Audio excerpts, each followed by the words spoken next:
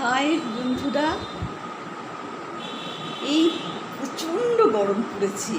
এই গরমে আমরা কেউই ভালো নেই, কিন্তু আমাদের অবশ্যই ভালো থাকতে হবে। কিন্তু সবথেকে ভয়ঙ্কর কি জানেন? সানস্ট্রোক। সানস্ট্রোক হলে কী করবেন সে বিষয়ে আমি কয়েকটা কথা বলব।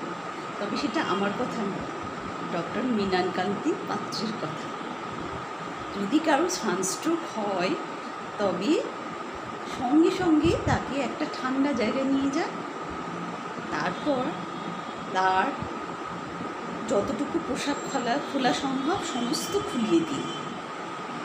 তারপরে বরফের ঠান্ডা জল দিয়ে মাথাটা ধুয়ে দিন। আর কি করবে, ফ্যানটাকে মাথার কাছে রেখে দেবেন যাতে মাথায় হাওয়া লাগে। যদি কোনো কারণে ফ্যান না থাকে তাহলে অবশ্যই হাত পাখা দিয়ে হাওয়া দিন।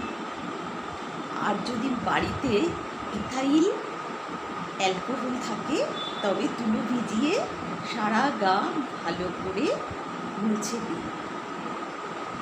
আর কি খাওয়াবেন? জলের সাথে নুন আর চিনি মিশিয়ে জল খাওয়ান। এছাড়াও খাওয়াতে পারেন টক দই চিনি ছাড়া নুন দিয়ে। আর খাওয়াতে পারেন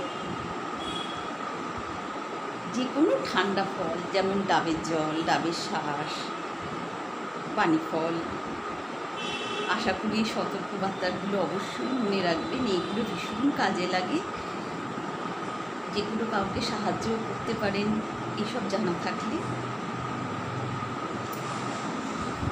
তাহলে নমস্কার, এখানেই আসি।